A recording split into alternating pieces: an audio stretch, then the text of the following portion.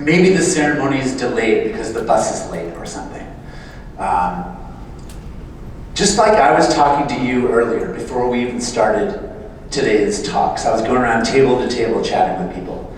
Just like I was doing with you earlier, doing some sing-along. Everyone knows Wedding March, everyone knows Taco Bell.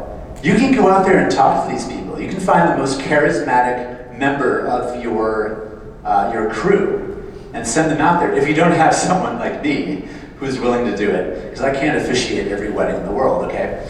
But what if you brought your most charismatic person to go out there and just talk to the guests? Yes, a lot of the guests are having organic conversations, they're reuniting, they haven't seen each other for a long time, but I have been to so many weddings where there's always a group that doesn't seem to know anyone. They probably know the bride and groom, but that's it. They're on their own. Go talk to them, engage them. Maybe introduce them to some other people you met. Just talk to them. Get them singing, small talk, anything. Focus on the bride and groom. It can be really fun, and I bet you that charismatic team member will say, I'll do it at the next wedding too. It's fun to talk to people. I enjoy it anyway. Maybe I'm nuts. But you can do things with, imagine doing that whole sing-along thing with a bunch of guests who are sitting there. Now they're forgetting that it's 35 degrees outside. Now they're forgetting that it's 98 degrees outside. Now they're forgetting that it's windy and they can't keep their hair on straight. Because we're having fun, we're celebrating, and most of all, they feel like they're being cared about, that we care that they are there. I just see too often there's a sea of guests, and they're sitting there, and it seems like no one cares that they're there.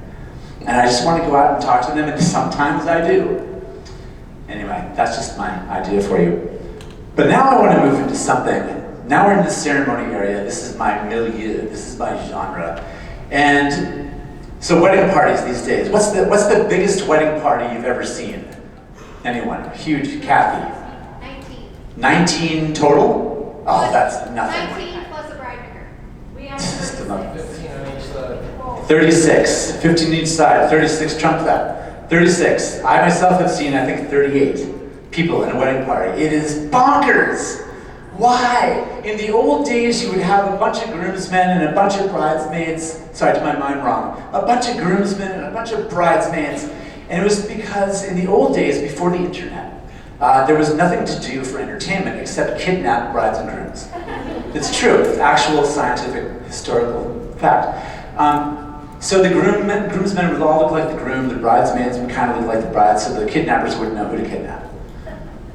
But that's not the case anymore. Now it's just, let's fill up all these people. Look at how many friends I have. Look at how popular I am. Look at how I just can't say no to anybody. I don't like having all these people up there and not have them do something. So I like to use the wedding party. So I'm going to need some volunteers to kind of show you what I mean. Could I have maybe 5 pairs of people? Could be men, women, women, men. Wonderful, wonderful. All you brave souls. You're just stand here. This is going to be our processional, our aisle here. Very good. Thank you, Alan. Okay, you have like 5 pairs of people-ish. And if you could all kind of go a little downstage here, like go back down there, because you're going to be processing toward me like I'm the officiant or something. Okay, so there are 3 main points where something can happen. Something that, because you all know the normal procession, right? The normal procession is that, like demonstrate the normal procession. What always happens?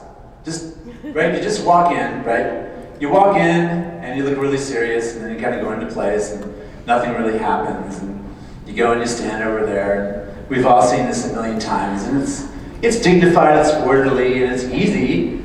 It's easy, and so we can all do it when we do 3, 4 weddings a weekend and it all makes sense. I think it's so boring. So let's go back here. Go back. Okay. Here's some things you can do instead. There are 3 main points, all right? The first point, I'm just going to sort of half demonstrate this up here. When the couple, let's say they're entering partnered up. That's not always the case, but let's say they're entering partnered up. Usually they come in, they hit the aisle, and they just kind of just start walking, and then there's no moment there. I love creating moments, especially for photographers, to photograph the moment. So you know in the runways, you go in there and you hit the spot, and like, you hit the spot, man. You find a stop, you find a pose, you find something. It could be anything. Just, a pose, hold it, and then you can walk down the processional. Dignified, and here let me explain something too before I have you walk you through this. This fun stuff we're about to do is not to be confused with entering the reception. The DJ is introducing everyone and they're all dancing in the same way, but they're being as extroverted as they've ever been in their lives. Right?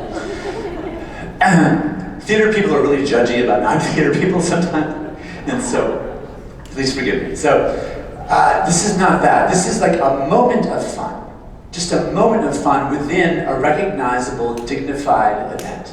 I keep talking about tradition and personalization. The tradition, let's maintain that. Most of this will be dignified, but with moments like there's a party percolating under the dignified stuff. So, let's say the first couple comes in, they hit their spot, they do some kind of, pose. Then they walk in. Let's say you're partnered up here, you're partnered up, and you come in.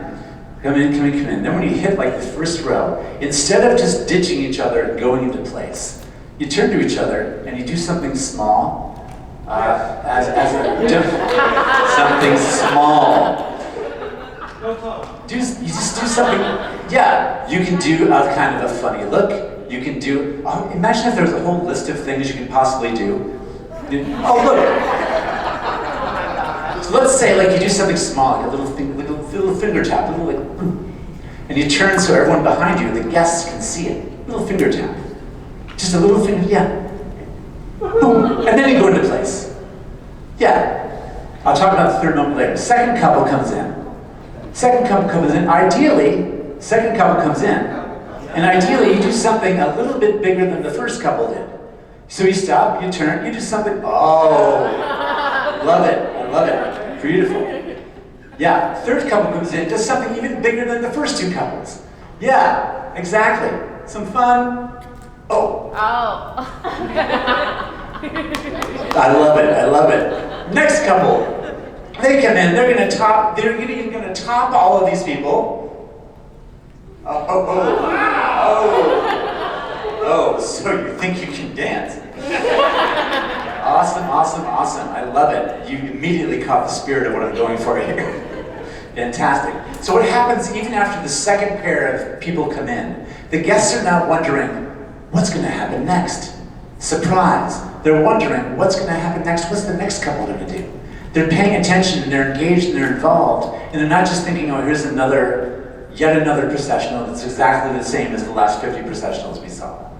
They're already wondering what's going to happen next. And this still isn't even the ceremony, technically. Okay. Next. The third point I mentioned is usually the groom is waiting for everyone. And I just tell everyone, I counsel everyone, whatever you do, please don't ignore the groom. But I let that moment happen organically. They might do a little fist bumping thing with the groom or hug him or something. But they do something with the groom, and it always turns out to be this extraordinarily, organically sweet moment. So the first moment, strike a pose. Second moment in front, you do something interesting and get into place. Third moment, you have something with the groom. And brides too, they can wave with the groom, they can give him a kiss, do whatever. That's fine. Okay, now that all these people are up here. And by the way, if you ever went to one of Alan Berg's talks, or a TED Talk, or any kind of presentation, and two people stood in front of Alan the entire time, directly in front of him, wouldn't that be kind of strange? It would be kind of strange. Now, at the wedding, I realized the bride and groom are the focus of attention.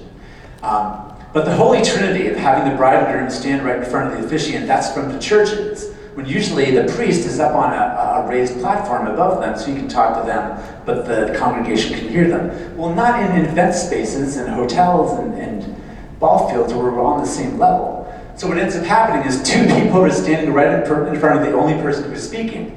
And the couple has to they don't know what to do, they're turning toward him and looking out, looking at each other, and it's kind of an awkward thing.